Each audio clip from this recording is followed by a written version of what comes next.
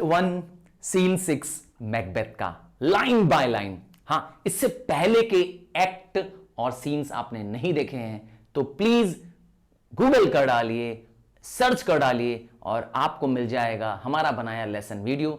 Description में भी कोशिश करूंगा कि आपको और वीडियोस दे पाऊं। तो आज बारी है एक्ट 1 सीन 6 की। ये एक आयरनिकल सीन है, अर्थात तो इस सीन में डंकन का जहां मर्डर होने वाला है वही प्लेस डंकन को बहुत अच्छी लग रही है, मैकबेथ का कासल।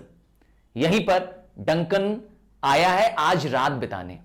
तो स्टार्ट करते हैं। तो किंग डंकन, उसका बड़ा बेटा मेल्कन, डोनाल्विन, बैंको, लेनॉक्स, मैकडफ, रॉस, एंगस और ढेर सारे अटेंडेंट्स। भाई राजा है, राजा जब चलेगा तो खूब सारे लोग साथ में चलेंगे। तो आए हैं सब कहां पर? मैकबेथ के कासल इन्वर्नेस पे आए हुए हैं। और ये रहा डंकन का क्या कहना है इस कासल के बारे में। देखिए आयरनी क्यों है, यहीं पे आज उसका मर्डर होने वाला है और आज वो उस कासल की तारीफ कर रहा है। सोचिए, this castle has a pleasant seat. ये कासल जो है बहुत ही अच्छी जगह सिचुएटेड है और the air nimbly and sweetly recommends itself unto our gentle senses. यहां पे तो एयर भी वो क्या है, क्विक एंड फ्रेश एयर है जो हमारे सेंसेस के लिए भी अच्छी है, अर्थात यहां की एयर भी हमें सूट कर रही है। ये कहना है किंग डंकन का। अब बैंको तो उससे 2 हाथ और आगे है। देखिए बैंको क्या कहता है, दिस गेस्ट ऑफ समर। याद रखिएगा ये एक समर में ज्यादा पाए जाने वाली बर्ड है, नाम है मार्लेट। क्या लिखा है? टेंपल हॉन्टिंग मार्लेट, अर्थात चर्चेज में घर बनाने वाली एक बर्ड है, छोटी सी बर्ड है मार्लेट। Dodge approve it. तो इस बात का सबूत कि यहां की एयर अच्छी है, इसका सीट प्लेजेंट है इस कासल का, कौन अप्रूव करता है? ये मार्लेट, जो कि टेंपल्स में अर्थात चर्चेज में जो घर बनाती है। बाय हिज बिलवेड मैसनरी, क्योंकि इसका मैसनरी, इसका घर कहां है? यहीं पर है। यहां पर तारीफ हो रही है मैकबेथ के कासल इन्वर्नेस की और इस समय बैंको तारीफ कर रहा है। कह रहा है that the heavens breath smell wooingly here. यहां हेवंस ब्रेथ का मतलब है यहां की जो एयर है वो स्वीट है, प्लेजेंट एयर है इस पूरे कासल में। No jutty frieze buttress. क्या नहीं है इस कासल में? कोई जट नहीं निकला हुआ है। जट मतलब होता है कोई हैंगिंग वाला स्ट्रक्चर टाइप का नहीं है, कोई ऐसा बाहरी निकला हुआ स्ट्रक्चर नहीं है इसमें। इसे कहते हैं ना ऐसा स्ट्रक्चर टाइप का निकला हुआ। कोई फ्रीज नहीं है, कोई वॉल में बनी कोई डेकोरेटिव स्कल्पचर नहीं है, कोई वॉल में ऐसा कोई स्कल्पचर नहीं है, ऐसा कोई डेकोरेशन पीस नहीं है वॉल में बना हुआ, और न तो कोई बटरेस है अर्थात न कोई सपोर्ट है इसके बनावट में, कोई ऐसा नहीं है यहां पर। Nor the coin of advantage, और न तो यहां पर कोई फेवरेबल लोकेशन है, कोई एडवांटेजियस पोजीशन है, नहीं है यहां पर। फिर भी ये सब न होने के बावजूद भी क्या होता है, बट दिस बर्ड, मतलब यहां पे मार्लेट की बात कर रहे हैं।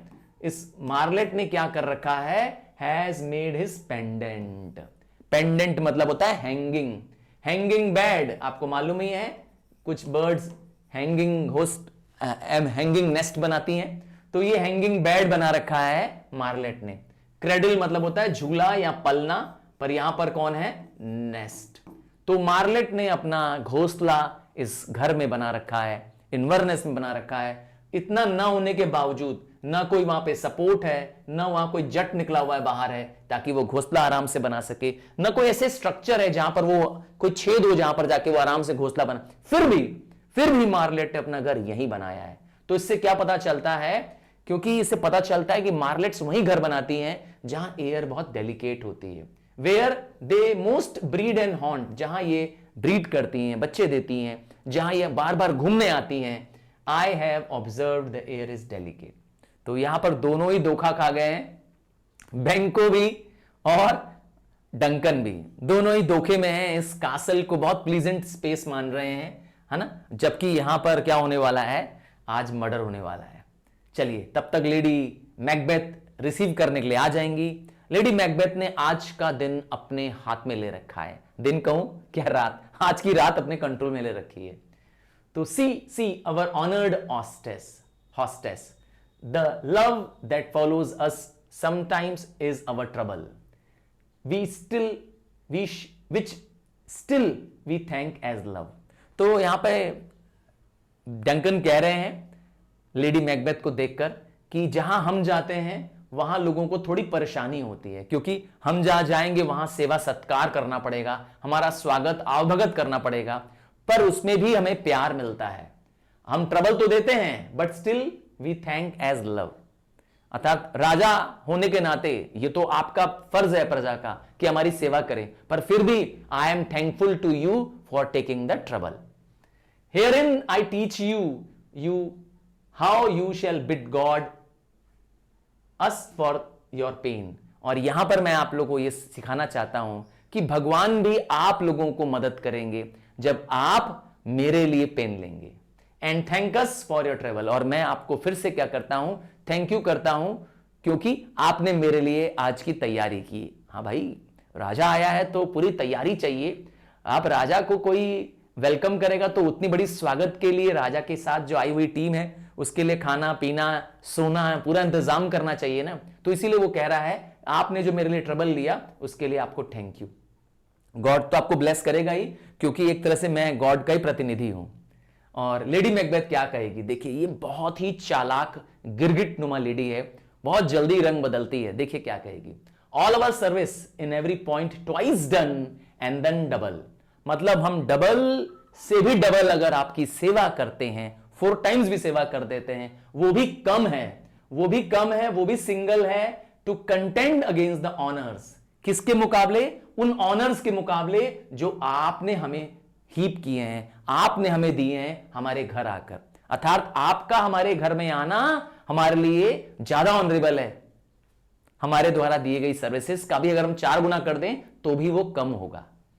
For those of old and let dignities. और अभी रिसेंट भी आपने हमें क्या दिया है, लेट। ओल्ड डिग्निटी कौन है, थेन ऑफ ग्लेमिस, और लेट डिग्निटीज कौन है, थेन ऑफ कॉर्डर। ये 2 डिग्निटीज उनको मिल चुकी है ना। Heaped up to them we rest your hermit. और हम तो आपके क्या हैं, हर्मिट। यहां पर वैसे तो साधु के, हर्मिट साधु लोगों को कहते हैं, पर यहां पर क्या कहना चाहती है, वी रेस्ट योर हर्मिट्स, हम आपकी सेवा में तत्पर हैं। अब डंकन क्या कहेगा, where is the thane of Cawdor. Thane of Cawdor अब जानी गए हैं, मैकबेथ के लिए पूछ रहा है। We coursed him at the heels. अर्थात हमने तो उसके पीछे का रास्ता फॉलो किया था, वो आगे था और हम उसके पीछे थे। And had a purpose to be his purveyor. और हम उसके साथ उसके पीछे मूव कर रहे थे, वो हमारा फोररनर था और हम उसके पीछे थे। ही राइड्स वेल, वो तो चलता भी तेज है। For his great love sharp as his spur. और उसके पास तो एक रीजन भी था, स्पर भी था जल्दी घर पहुंचने का, और घर पहुंच के तैयारी जो करनी थी। ये डंकन कह रहा है, hath helped him to his home before us. तो उसका स्पर, उसका कॉज था welcoming the Duncan, welcoming me. तो मेरे स्वागत में तो उसे मुझसे पहले ही पहुंचना चाहिए। Fair and noble hostess, we are your guest tonight. तो वो खुद आके बता रहा है कि आज हम आपके गेस्ट हैं। लेडी मैकबेथ कैसे संभालेगी सिचुएशन को, क्योंकि वो मैकबेथ को सामने नहीं आने देना चाहती है। वो चाहती है कि मैकबेथ के अंदर का डर कहीं बाहर ना आ जाए, है ना। इसीलिए थोड़ी देर मैकबेथ को दूर रख रही है।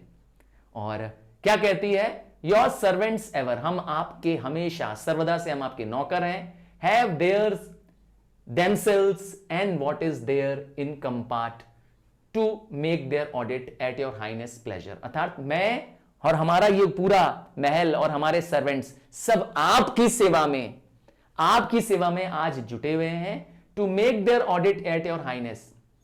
अर्थात आप ऑडिट करिए, आप चेक करिए कि हम अपनी सर्विसेज में सही या खरे उतर रहे हैं कि नहीं। Still we return to your own. और हम जो भी करेंगे वो सब आपका दिया आपको अर्पण करेंगे। कितनी चालाकी से लेडी मैकबेथ डंकन को, राजा को भगवान का दर्जा दे रही है। कहती है ना, आपका दिया आपको अर्पित कर रहे हैं। डंकन क्या बोलेगा, गिव मी योर हैंड, मुझे अपना हाथ दो। और जैसे इंग्लिश कल्चर है, हाथ लेकर के लोग क्या करते हैं, वेलकम करते हैं, या चूम करके हाथ, है ना, या ब्रिटिश कल्चर है। तो उसका हाथ लेता है। And conduct me to mine host, मुझे मेरे होस्ट के पास ले चलो, मुझे मैकबेथ के पास ले चलो। We love him highly and we shall continue our graces upon him. अर्थात हमारी ब्लेसिंग्स हमेशा मैकबेथ के ऊपर रहेगी। बाय योर लीव हॉस्टेस, चलो मुझे ले चलो, एंड दे एग्जिट, और दोनों वहां से चल देते हैं। Bye, take care.